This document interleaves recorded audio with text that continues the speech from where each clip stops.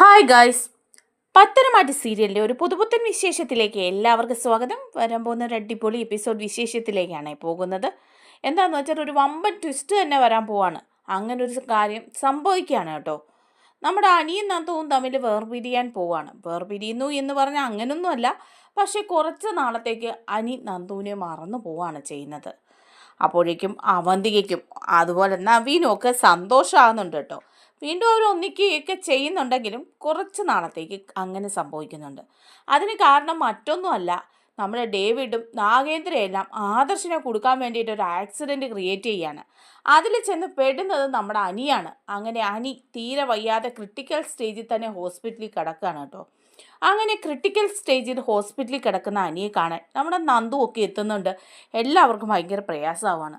അവിടെ വെച്ച് അനിക്ക് ചില മാറ്റങ്ങളൊക്കെ സംഭവിക്കുകയാണ്. ആ ഒരു വിശേഷങ്ങളിലേക്കാണ് നമ്മൾ പോകുന്നത്. നമ്മുടെ വീഡിയോ ഇഷ്ടമായാലൊന്ന് ലൈക്ക് ചെയ്യണേ, ഹൈപ്പ് ചെയ്യണേ, ചാനൽ കൂടി ഒന്ന് സബ്സ്ക്രൈബ് ചെയ്ത് സപ്പോർട്ട് ചെയ്യണേ. അങ്ങനെ നമ്മുടെ നാഗേന്ദ്രയും അവന്തികയും അതുപോലെ തന്നെ ആ ഡേവിഡും ഒപ്പം നമ്മുടെ അബിയും ഉണ്ട്. ഇവർ മൂന്ന് പേരും കൂടെ ഭയങ്കര സംസാരമാണ്. ഭയങ്കരമായിട്ട് ബിസിനസ്സിനെ കുറിച്ച് സംസാരിച്ചുകൊണ്ടിരിക്കുമ്പോൾ നാഗേന്ദ്ര അബിയോട് പറയുന്നുണ്ട്, അബി, നമുക്ക് തകർച്ചയാണല്ലോ ഉണ്ടായത് ആ ഡീല് നമുക്ക് നഷ്ടപ്പെട്ടത് വഴി.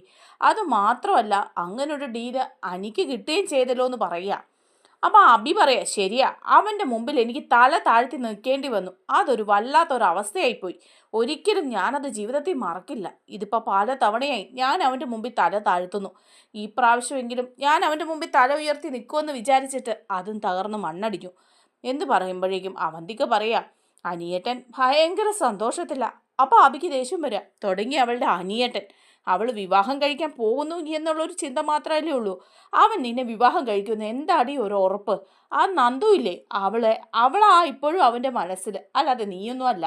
അതുകൊണ്ട് അനി നിന്നെ വിവാഹം കഴിക്കുമെന്നുള്ള കാര്യത്തിൽ ഒരു ഉറപ്പുമില്ല. എന്തൊക്കെയാണെന്ന് പറഞ്ഞാൽ അവൻ എൻ്റെ നമ്പർ 1 ശത്രു തന്നെയാണ്. ആദർശിനേക്കാളും പക മനസ്സിൽ കൊണ്ട് നടക്കുന്നവൻ അനി എന്ന് പറയാൻ അബി. അപ്പോഴേക്കും ഉടനെ തന്നെ അവന്തിക പറയാം, കണ്ടോ, ഏട്ടന് താല്പര്യമില്ല ഞാൻ അനിയേട്ടനെ വിവാഹം കഴിക്കുന്നതിന്. എനിക്കും വലിയ താല്പര്യം ഉണ്ടായിട്ടും അങ്ങനെ ഒരു ചിന്താഗതി എൻ്റെ മനസ്സിലുണ്ടായിട്ടൊന്നുമല്ല. പക്ഷേ അച്ഛൻ അങ്ങനെ ഒരു ആവശ്യം പറഞ്ഞു കഴിഞ്ഞപ്പം അതെൻ്റെ മനസ്സിലേക്ക് കയറിക്കൂടി. ഏത് വിധേനയും അനിയേട്ടൻ്റെ ഭാര്യയാവണം എനിക്ക്. കാരണം അനന്തപുരിയിലെ ആ സ്വത്തുക്കൾ അതെൻ്റെ കയ്യിൽ വന്നെത്തണം. അതുപോലെ തന്നെ മൂർത്തീസ് ജ്വല്ലറിയുടെ MD സ്ഥാനമാണ് ഇപ്പം അനിയേട്ടനുള്ളത്. അതിനി ഒരിക്കലും ആദർശ് കൈയടക്കാൻ പാടില്ല. അതെ, നമ്മുടെ കയ്യിലേക്ക് വരണം. അതിനൊക്കെ വേണ്ടിയിട്ടാണ് ഞാനിപ്പോഴും അനിയേട്ടൻ്റെ പുറകെ നടക്കുന്നത്. അതെത്ര പറഞ്ഞാലും അബിയേട്ടന് മനസ്സിലാവില്ല. അപ്പം നാഗേന്ദ്രൻ പറയാ, എന്താ അബി നീ ഇങ്ങനെയൊക്കെ പറയുന്നത്? അവന്തിക മോള് പറഞ്ഞത് ശരിയല്ലേ? ഞാൻ തന്നെയാണ് അവളോട് പറഞ്ഞത് അനിയെ വിവാഹം കഴിക്കണമെന്ന്. എൻ്റെ മോക്ക് അതിലും നല്ലൊരു വരനെ കണ്ടെത്താൻ പറ്റാഞ്ഞിട്ടൊന്നുമല്ല. പിന്നെ അനന്തപുരിയിലെ അനന്തമായ സ്വത്തുക്കൾ മാത്രം കണ്ടിട്ടാണ് ഞാൻ ഇവളോടത് പറഞ്ഞത്. അനിക്ക് എന്താ ഇത്ര ക്വാളിഫിക്കേഷൻ ഉള്ളത്? അവൻ ഒരു 2ാം കെട്ടുകാരനല്ലേ. എന്നാലും എൻ്റെ മോളോട് ഞാൻ അങ്ങനെ പറയണമെങ്കിൽ എന്തെങ്കിലുമൊക്കെ ഒന്ന് കാണാതെയൊന്നും അല്ലല്ലോ എന്ന് പറയുക. അപ്പം അബി പറയുന്നുണ്ട്, അങ്ങനെയൊക്കെ ആണെങ്കിൽ അച്ഛൻ ചില കാര്യങ്ങളൊക്കെ ചെയ്യണം. അനിയുടെ ഭാര്യ ഇപ്പോഴും അനാമിക തന്നെയാണ്. അവൾ ഡിവോഴ്സ് ഒന്നും കൊടുത്തിട്ടില്ല. അവൾക്ക് കോമ്പൻസേഷൻ കിട്ടാതെ ഡിവോഴ്സ് കൊടുക്കില്ല എന്നാണ് പറഞ്ഞത്. പക്ഷേ അവിടെ എല്ലാവരും അവൾക്ക് കോമ്പൻസേഷൻ കൊടുക്കണ്ട എന്നും പറയുന്നുണ്ട്. അങ്ങനെയുള്ളപ്പോൾ പിന്നെ എങ്ങനെ ഡിവോഴ്സ് കിട്ടാനാ? മാത്രമല്ല, അച്ഛൻ വേറൊരു കാര്യം കൂടെ ശ്രദ്ധിക്കണം. അനിയെന്ന് പറയുന്നവനെ ഈ അനാമികയുമായിട്ട് പിരിഞ്ഞു പോകാനുള്ള കാരണം തന്നെ ആ നന്ദുവാ. അവൻ്റെ മനസ്സിൽ ഇപ്പോഴും നന്ദുവാണ്. വീട്ടിലുള്ളവരും അന്തുവിൻ്റെ വീട്ടിലുള്ളവരും ഒന്നും സമ്മതിക്കാത്തത് കൊണ്ട് മാത്രം അവനിങ്ങനെ ഒതുങ്ങിയിരിക്കുന്നത്. അവൻ്റെ മനസ്സിൽ നിന്ന് പറിച്ചറിയണം. അങ്ങനെയൊക്കെ ആണെങ്കിലേ ഉള്ളൂ അവന്തികയ്ക്ക് അവനെ വിവാഹം കഴിക്കാൻ പറ്റുള്ളൂ. അല്ലാതൊന്നും നടക്കില്ല എന്ന് പറയാം. അപ്പോൾ ഉടനെ തന്നെ നാഗേന്ദ്ര പറയാം, അതൊക്കെ ഞാൻ ചെയ്തോളാം അബി. ഇത്രയൊക്കെ ചെയ്ത് നിങ്ങളെയൊക്കെ ഇവിടം വരെ എത്തിക്കാൻ പറ്റിയെങ്കിൽ, ഇങ്ങനൊരു സാമ്രാജ്യം കെട്ടിപ്പടുക്കാൻ പറ്റിയെങ്കിൽ, ഒന്നുമില്ലായ്കയിൽ നിന്നും ആ മൂർത്തിയുടെ കണ്ണ് നിറയ്ക്കാൻ പറ്റിയെങ്കിൽ ഈ നാഗേന്ദ്രന് ഇത് സാധിക്കും. അനി എൻ്റെ മോളുടെ ഭർത്താവാകും. അനന്തപുരിയിലെ മൂർത്തീസ് ജ്വല്ലറിയിലെ ഈ സ്വത്തുക്കളെല്ലാം എൻ്റെ മോളുടെ കൈകളിലെത്തും. അതുപോലെ തന്നെ ആ നന്ദു, അതിന് തടസ്സമായിട്ട് നന്ദു ആണെങ്കിലും ശരി, അനാമികയാണെങ്കിലും ശരി, അവരെയൊക്കെ അങ്ങ് വകവരുത്താൻ എനിക്ക് വലിയ താമസമൊന്നുമില്ല എന്ന് പറയാം. അപ്പോൾ ഡേവിഡും ഇങ്ങനെ പൊട്ടിച്ചിരിക്കുക. അപ്പോൾ ഡേവിഡ് പറയുന്നുണ്ട്, നമ്മുടെ ബിസിനസ് കാര്യങ്ങളിൽ കൂടി കുറച്ച് ശ്രദ്ധ വേണം. എനിക്ക് നിങ്ങളോട് എല്ലാവരോടും ഒരു കാര്യം പറയാനുണ്ട്. അനി ഇപ്പം ഈ ഡീല് സ്വന്തമാക്കി. അതുപോലെ മൂർത്തീസ് ജ്വല്ലറിക്ക് ഓരോരോ ഉയർച്ചകളും വന്നുകൊണ്ടിരിക്കുകയാണ്. ഇതിപ്പം ആദർശ് പുറത്തിറങ്ങിയതിന് ശേഷമാണ് സംഭവിക്കുന്നതെങ്കിലും എനിക്കിതൊന്നും തനിയെ ചെയ്യാനുള്ള കെൽപ്പൊന്നുമില്ല. അവനെ ഈ കാര്യത്തിലെല്ലാം പുറത്തു നിന്ന് സഹായിക്കുന്നത് ആ ആദർശും നയനയുമാണ്. ആദർശിൻ്റെ അനന്തപുരിയിലേക്കുള്ള കയറ്റം തടയിടാൻ പറ്റിയെങ്കിലും അവൻ പുറത്തു നിന്ന് അനിയെ സഹായിക്കുന്നുണ്ടെന്നുള്ള കാര്യത്തിൽ യാതൊരു സംശയമില്ല എന്ന് പറയാം. അപ്പോൾ അവന്തികയും പറയുന്നുണ്ട്, ശരിയാ, അനിയേട്ടൻ അത് പറഞ്ഞു. ആദർശേട്ടൻ്റെയും നയനേച്ചിയുടെയും സഹായം കൊണ്ട് മാത്രമാണ് ഈ ഡീൽ എനിക്ക് നേടാൻ പറ്റിയതെന്ന്. അപ്പം നാഗേന്ദ്ര പറയാ, നമുക്ക് ആ ആദർശ് അവനെ അങ്ങ് ഒഴിവാക്കണം. അവൻ ഒരിക്കലും ഇനി നമുക്കൊരു തടസ്സമായിട്ട് വരാൻ പാടില്ല. അവനില്ലാതായ പിന്നെ ഹനിയായിരിക്കും കമ്പനികളുടെ എല്ലാം MD. എൻ്റെ മോളുടെ ഭർത്താവായിട്ട് അവൻ വരികയാണെങ്കിൽ പിന്നെ അത് മുഴുവൻ നിയന്ത്രിക്കുന്നത് ഞാനും നീയും ഒക്കെ കൂടി ആയിരിക്കുമെടാ എന്ന് അബിയോട് പറയാണ്. അപ്പോൾ അബി പറയാണ്, എങ്ങനെയൊക്കെ ആണെങ്കിൽ സംഭവിച്ചാൽ കൊള്ളാം, പക്ഷേ ആദർശിനെ എങ്ങനെ ഒഴിവാക്കാനാ അച്ഛൻ വിചാരിക്കുന്നത്? അവൻ അങ്ങനെയൊന്നും ഒഴിവായി പോകില്ല. മുത്തശ്ശനും മുത്തശ്ശിയൊക്കെ ഇപ്പോഴും അവനോട് അകൽച്ച കാണിക്കുന്നുണ്ടെങ്കിലും അവർക്ക് പ്രിയപ്പെട്ട കൊച്ചുമോൻ അവൻ തന്നെയാണെന്നാണ് എനിക്ക് തോന്നുന്നത്. ഇനി അവൻ തിരിച്ചു വരാനുള്ള സാധ്യതയുണ്ട് എന്ന് പറയാണ്. അപ്പോൾ ഉടനെ ഡേവിഡ് പറയാം, ശരിയാ, ഇപ്പോഴും അവൻ നമ്മളെക്കുറിച്ച് അന്വേഷിച്ചുകൊണ്ടിരിക്കുകയായിരിക്കും. ഞാനാണ് AM ജ്വല്ലറിയുടെ MD എന്നുള്ള കാര്യം അവനറിയാമെങ്കിലും അതൊന്നും അവൻ അത്ര വിശ്വസിക്കുമെന്ന് എനിക്ക് തോന്നുന്നില്ല. അതിൻ്റെ പുറകിലുള്ളത് ആരാണെന്ന് ചിലപ്പം അന്വേഷിച്ച് അവൻ കണ്ടെത്തിയെന്നിരിക്കും എന്ന് പറയാണ്. അപ്പം നാഗേന്ദ്ര പറയാ, അങ്ങനെയൊക്കെ കണ്ടെത്തുന്നതിന് മുമ്പ് നമ്മൾ അവനെ അങ്ങ് തട്ടും. ഒരാക്സിഡൻറ്റ് അതിൻ്റെ ആവശ്യമല്ലേ ഉള്ളൂ എന്ന് പറഞ്ഞ് അവർ 3 പേരും കൂടെ ചിരിക്കുകയാണ്. അപ്പോഴേക്കും ഉടനെ അഭി പറയാ, ആക്സിഡൻറ്റോ? അവനെ കൊല്ലാനാണോ അച്ഛൻ നോക്കുന്നത്? ആ, നമുക്ക് തടസ്സമായിട്ട് നിൽക്കുന്നവരെ കൊന്നും തള്ളിയും ഒക്കെ തന്നെയാണ് ഞാനിവിടം വരെ എത്തിയത്. അതിപ്പോൾ ഇനി ആദർശാണേലും ശരി, അനന്തമൂർത്തിയാണേലും ശരി എന്ന് പറയാണ്. അപ്പോൾ അഭി മനസ്സിലോർക്കുകയാണ്, ആദർശ് അവനില്ലാതായ പിന്നെ രക്ഷപ്പെട്ടു. കുടുംബത്തിലെ ഏറ്റവും മൂത്ത ആൾ ഞാൻ നിയന്ത്രിക്കുന്ന പോലെ ഇരിക്കും അവിടുത്തെ കാര്യങ്ങളൊക്കെ എന്നിങ്ങനെ മനസ്സിലാലോചിക്കുക. അങ്ങനെ നാഗേന്ദ്ര ഡേവിഡിനോട് എന്തൊക്കെയോ കാര്യങ്ങൾ പറയാണ്. ആദർശിനെ ആക്സിഡൻ്റ് ഉണ്ടാക്കി കൊല്ലുക എന്നുള്ളതാണ് അവരുടെ ലക്ഷ്യം. അതിന് വേണ്ടിയിട്ട് ചില കാര്യങ്ങളൊക്കെ ഡേവിഡിനോട് പറഞ്ഞു വെക്കുന്നുണ്ട്. ചില കൊട്ടേഷനുകളെ കുറിച്ചിട്ടൊക്കെ പറയുകയാണേ. അങ്ങനെയെല്ലാം പറഞ്ഞ് റെഡിയാക്കി വെച്ചിരിക്കുക. അതേ സമയത്ത് ആദർശിനെ കാണാനായിട്ട് അനി ചെല്ലുകയാണ്. ചെന്നിട്ട് അനി പറയുന്നുണ്ട്, ആദർശേട്ടൻ ഇനിയെങ്കിലും അനന്തപുരിയിലേക്ക് തിരിച്ചു വാ, എനിക്ക് ഈ MD കസേരയിൽ ഇരിക്കുന്നതിനോടൊന്നും ഒരു താല്പര്യവും ഇല്ല എന്ന് പറയാം. അപ്പോൾ ആദർശ് പറയാം, എന്താ അനി നീ ഇങ്ങനെ ഈ പറയുന്നത്? നീ ഇപ്പോൾ ചെയ്തിട്ട് ആ ഡീല് നിനക്ക് സ്വന്തമാക്കാൻ പറ്റിയില്ലേ? നീ ഇപ്പോൾ കുറച്ച് കോൺഫിഡൻ്റ് ആയില്ലേ എന്ന് ചോദിക്കുക. പനി പറയുന്നുണ്ട്, അതിൻ്റെയൊക്കെ പിന്നിൽ ആദർശേട്ടനാണെന്നുള്ള കാര്യം എനിക്കല്ലേ അറിയുള്ളൂ. മുത്തശ്ശൻ ഒരുപാട് അഭിനന്ദിക്കുകയൊക്കെ ചെയ്തു, പക്ഷെ ഞാൻ പറയുകയും ചെയ്തു ആദർശേട്ടൻ തന്നെയാണ് ഇതിൻ്റെ പിന്നിലെന്ന്. അപ്പോൾ ആദർശ് പറയാണ്, അല്ല മുത്തശ്ശനോട് നീ ഇപ്പം അങ്ങനെയൊന്നും പറയേണ്ടിയിരുന്നില്ല. നമ്മൾ ചില ലക്ഷ്യങ്ങളിൽ കൂടി പോയിക്കൊണ്ടിരിക്കുകയാണ്. AM ജ്വല്ലറിയെക്കുറിച്ച് ഞാൻ നിന്നോട് പറഞ്ഞില്ലേ, AM ജ്വല്ലറിയുടെ ഒരു ബിനാമി MD മാത്രമാണ് ആ ഡേവിഡ്. അതിൻ്റെ പിറകിൽ മറ്റാരോ ഉണ്ട്. അയാളെ കണ്ടെത്താനുള്ള ശ്രമത്തിലാണ് ഞങ്ങൾ. അയാൾ നമ്മുടെ കമ്പനികളുടെ ആയിട്ട് ഇത്രയധികം ശത്രുത വരാൻ എന്തോ കാരണമുണ്ട് എന്ന് പറയണം. അപ്പോൾ ഉടനെ അനി പറയാം, അതാരാണെന്ന് നമുക്ക് ഒരു ഫോട്ടോ പോലും കിട്ടിയിട്ടില്ല. പിന്നെ എങ്ങനെയാണെന്ന് ചോദിക്കുമ്പോൾ ആദർശ് പറയാണ്, ഒരു രേഖാചിത്രമൊക്കെ കിട്ടിയിട്ടുണ്ട്. പക്ഷേ ആ രേഖാചിത്രത്തിലുള്ള ആളെ എവിടെയോ കണ്ടു മറന്ന പോലെ എനിക്ക് തോന്നുന്നുണ്ട്. പക്ഷേ ഈ അടുത്തെങ്ങാനും നമ്മുടെ കമ്പനിയിൽ നിന്ന് പറഞ്ഞു വിട്ടവരോ കമ്പനിയുടെ ശത്രുക്കളോ ഒന്നും അല്ല. ഇനി അതിനൊക്കെ മുമ്പുള്ള ആരോ ആണോ എന്ന് അറിയില്ല എന്ന് പറയാം. അപ്പം അനി പറയാ, എന്നെ ഒന്ന് കാണിച്ചേ ആ ചിത്രം. അത് മുത്തശ്ശനെ ഒന്ന് കാണിച്ചാൽ അറിയാൻ പറ്റുമല്ലോ. നമുക്ക് മുമ്പ് കമ്പനിയെല്ലാം നോക്കിയിരുന്ന മുത്തശ്ശനല്ലേ.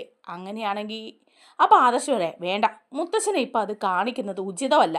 മുത്തശ്ശൻ എന്നോട് നല്ല ദേഷ്യത്തിലാണ്. ഇനിയിപ്പോൾ ഇങ്ങനെ ഒരു സഹായം കൂടി ചോദിച്ച് ഞാൻ അവിടെ ചെന്നാൽ മുത്തശ്ശൻ അത് ഇഷ്ടപ്പെടില്ല എന്ന് പറയാം. അപ്പോൾ അനി പറയുന്നുണ്ട്, അല്ല ആ ഫോട്ടോ ഇങ്ങോട്ട് താ, ഞാൻ തന്നെ കൊണ്ടുപോയി മുത്തശ്ശനെ കാണിച്ചിട്ട് ചോദിക്കാമെന്ന് പറയാണ്. അപ്പോഴേക്കും ഉടനെ തന്നെ ആദർശ് പറയാം, വേണ്ട, മുത്തശ്ശന് ആളെ കണ്ടെത്തിയിട്ട് മുത്തശ്ശൻ്റെ മുന്നിൽ കൊണ്ടു നിർത്തണം എന്നുള്ളതാണ് എൻ്റെ ലക്ഷ്യം. അത് സാധിച്ചെടുക്കണമെങ്കിൽ ഇപ്പം മുത്തശ്ശനോട് ഇതൊന്നും പോയി ചോദിക്കേണ്ട കാര്യമില്ലല്ലോ അനി എന്ന് പറയാം. അപ്പോൾ അനി പറയുന്നുണ്ട്, എന്താ ആദർശേട്ടാ ഇങ്ങനെ ഈഗോയും വെച്ചുകൊണ്ടിരുന്നാൽ അയാളെ നമുക്ക് ഒരിക്കലും കണ്ടെത്താൻ സാധിക്കില്ല. ഇപ്പോൾ ആ ഫോട്ടോ ഒന്ന് എൻ്റെ ഫോണിലേക്ക് സെൻഡ് ചെയ്തേ, ഞാൻ അയാളെ ഒന്ന് കാണട്ടെ, എനിക്ക് എവിടെയെങ്കിലും പരിചയം ഉണ്ടോ എന്ന് നോക്കട്ടെ എന്ന് പറയുമ്പോൾ ആദർശ് പറയാം, പിന്നെ നിനക്ക് പരിചയം, എനിക്ക് പരിചയമില്ലാത്ത ആളാണോ നിനക്ക് പരിചയമുള്ളത് എന്ന് പറയണേ. അങ്ങനെ ആദർശ് ആ ഒരു ഫോട്ടോ അനിക്ക് സെൻഡ് ചെയ്ത് കൊടുക്കുക. അങ്ങനെ അനിക്ക് സെൻഡ് ചെയ്ത് കൊടുത്താൽ അനി ആ ഫോട്ടോ നോക്കുന്നുണ്ട്. നോക്കിയിട്ട് ആദർശിനോട് പറയാണ്, എനിക്കും എവിടെയോ കണ്ട ഒരു ചെറിയ ഓർമ്മ തോന്നുന്നുണ്ട് ആദർശേട്ടാ, പക്ഷേ മനസ്സിലാകുന്നില്ല, എത്ര ശ്രമിച്ചിട്ടും മനസ്സിലാകുന്നില്ല. പിന്നെ നമ്മുടെ കുടുംബവുമായിട്ട് ബന്ധപ്പെട്ട ആരോ ആണെന്നാണ് തോന്നുന്നത്.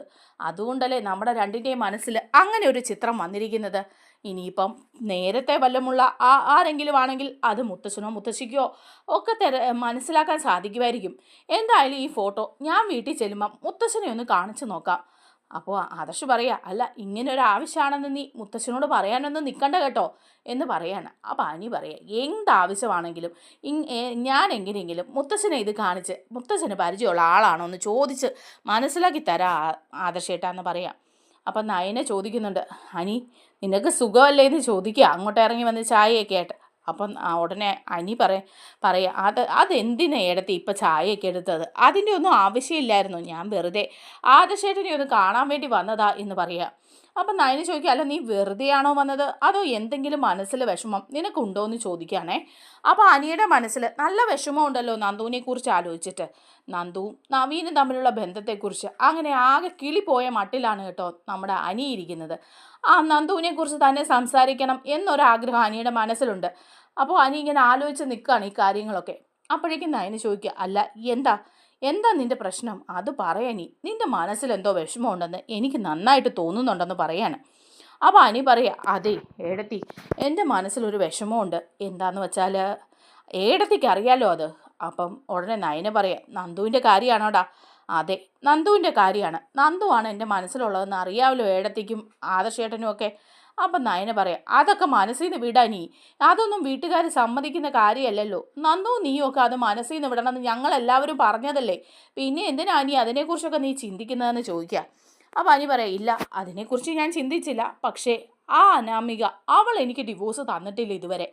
കേസ് ഇങ്ങനെ നീണ്ടു പോവാണ്, അതെനിക്ക് മനസ്സിന് വല്ലാത്തൊരു പ്രയാസം ഉണ്ടാക്കുന്നുണ്ടെന്ന് പറയുക. അപ്പോൾ ആദർശ് പറയാ, നീ നവീനോട് സംസാരിച്ചില്ലേ എത്രയും പെട്ടെന്ന് ആ കേസ് അവസാനിപ്പിക്കാനും ആ ഡിവോഴ്സ് നേടിത്തരാനും ഒക്കെ നവീനോടൊന്നും നിനക്ക് പറയാൻ പാടില്ലായിരുന്നോ എന്ന് ചോദിക്കുക. അപ്പം അനി പറയുന്നുണ്ട്, നവീനോട് ഞാൻ സംസാരിച്ചു, പക്ഷേ അനാമിക കോമ്പൻസേഷൻ കിട്ടാതെ മുന്നോട്ട് പോവില്ല എന്നാണ് പറയുന്നത് എന്ന് പറയാണ്. അപ്പോൾ ഉടനെ ആദർശ് പറയാണ്, കുറച്ചെന്തെങ്കിലുമൊക്കെ ആണെങ്കിൽ നമുക്ക് കൊടുത്ത് ഒഴിവാക്കാനീ, ആ ഭാരം അങ്ങ് തലയിൽ നിന്ന് ഇറങ്ങി പോവില്ലേ. അപ്പം അനി പറയാം, വേണ്ട, മുത്തശ്ശൻ പറഞ്ഞിരിക്കുന്നത് ഒറ്റ രൂപ അവൾക്ക് കോമ്പൻസേഷൻ കൊടുക്കേണ്ട കാര്യമില്ല എന്നാ. അങ്ങനെയുള്ളപ്പം ഞാൻ അതിൽ നിന്ന് മാറാനൊന്നും തീരുമാനിച്ചിട്ടില്ല, അല്ലാതെ ഡിവോഴ്സ് കിട്ടുമെന്ന് ഞാൻ നോക്കട്ടെ എന്ന് പറയാണ്. അപ്പോൾ ആദർശ് പറയുന്നുണ്ട്, അല്ലാതെ അവൾ അതിന് സമ്മതിക്കുമെന്ന് തോന്നുന്നുണ്ടോ? പണം എന്നൊരു ചിന്ത മാത്രമേ ഉള്ളൂ ആ വേണുവിനും രേവതിക്കും അനാമികയ്ക്കും ഒക്കെ. അപ്പോൾ അനി പറയാം, ആദർശേട്ടനോടും നയനേച്ചിയോടും എനിക്ക് വേറൊരു കാര്യം കൂടി സംസാരിക്കാനുണ്ട്. ഒരിക്കലും എൻ്റെ ജീവിതത്തിൽ നടക്കാൻ പാടില്ലാത്ത ഒരു കാര്യമാണത്. അതുകൂടി നിങ്ങളോട് സംസാരിക്കാൻ വേണ്ടിയിട്ടാണ് ഞാൻ വന്നതെന്ന് പറയാം. അപ്പം നയന് ചോദിക്കുക, എന്താ അനി അത്? അല്ല, വീട്ടിൽ ചില മാറ്റങ്ങളൊക്കെ ഞാൻ കാണുന്നുണ്ട്. ആരില്ല നീ മാറ്റങ്ങൾ കാണുന്നതെന്ന് ചോദിക്കുക ആദർശ്.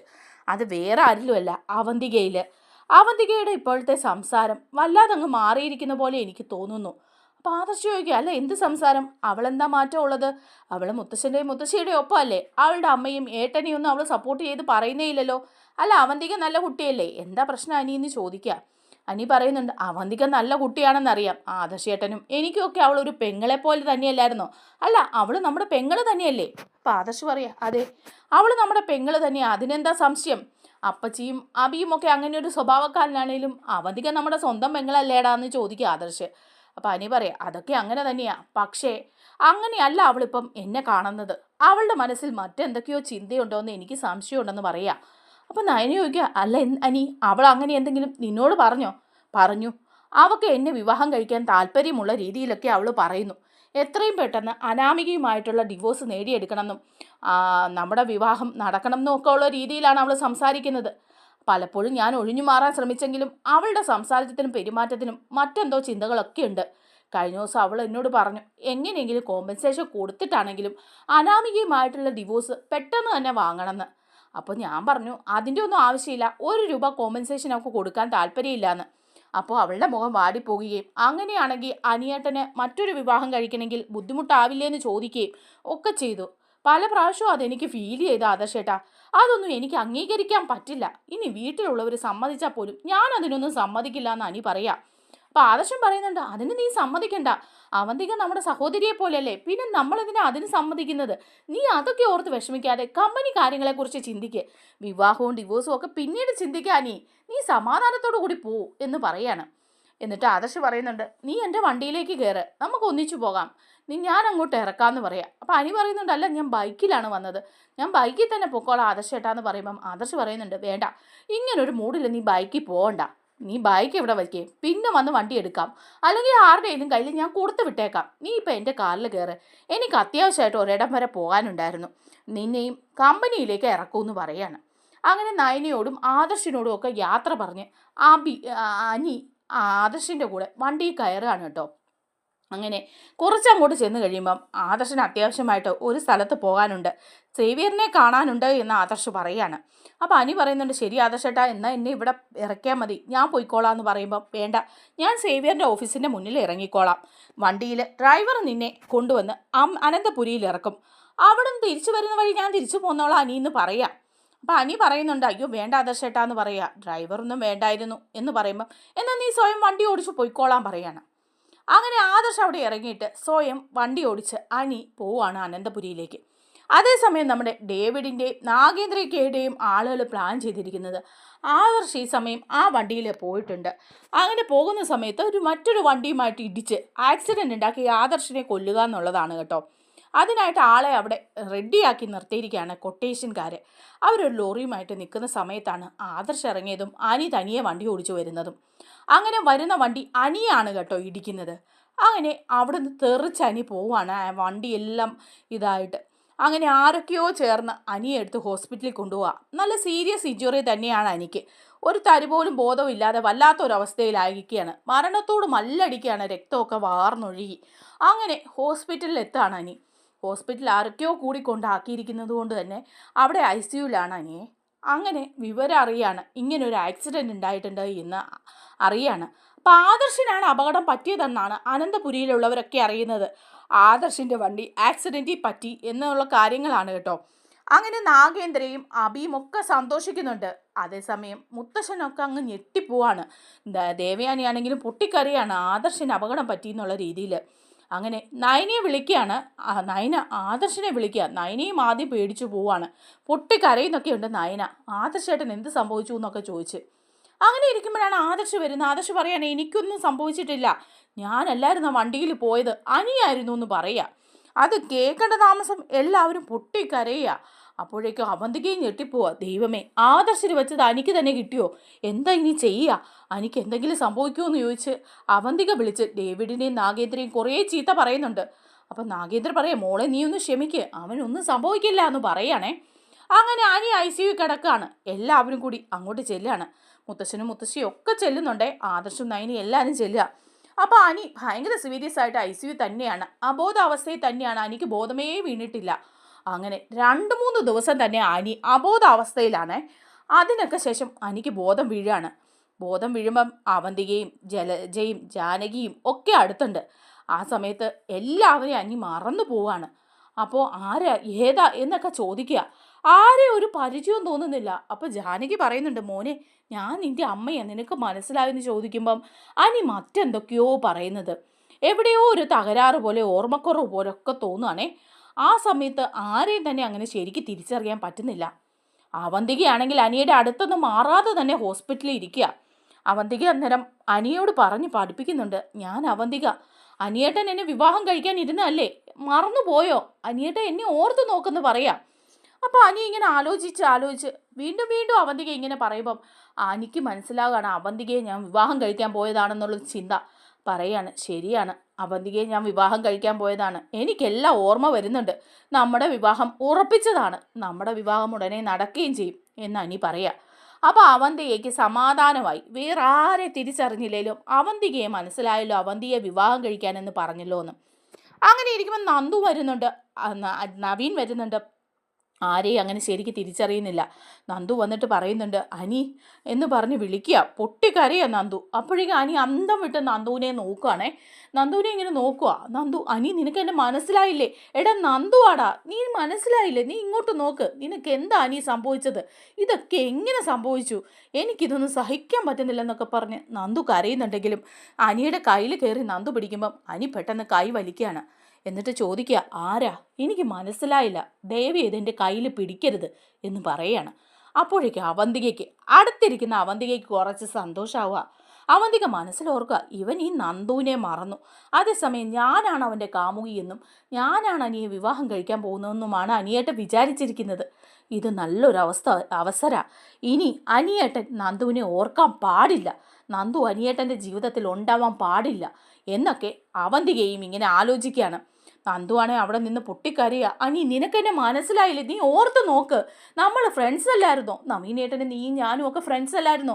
നീ എന്നെ മറന്നു പോയെന്നോ? എനിക്ക് വിശ്വസിക്കാൻ പറ്റുന്നില്ല, ഒന്നുകൂടി ഒന്ന് ആലോചിക്കുന്നു പറഞ്ഞ് അവിടെ ഒന്ന് പൊട്ടിക്കരയുക നന്ദുവേ.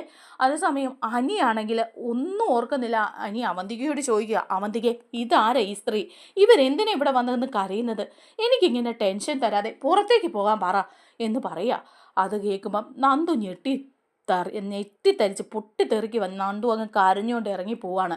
അവന്തികയ്ക്ക് അതേസമയം ഗോൾ അടിച്ചല്ലോ എന്നുള്ള ഒരു വിചാരത്തിൽ അവിടെ ഇരിക്കുകയാണ് കേട്ടോ. അങ്ങനെ നല്ല അടിപൊളി ട്വിസ്റ്റുകൾ നിറഞ്ഞ എപ്പിസോഡുകൾ വരാനുണ്ട്. നമ്മുടെ വീഡിയോ ഇഷ്ടമായ ലൈക്ക് ചെയ്യണേ, ഹൈപ്പ് ചെയ്യണേ, ചാനൽ കൂടി ഒന്ന് സബ്സ്ക്രൈബ് ചെയ്ത് സപ്പോർട്ട് ചെയ്യണേ. താങ്ക്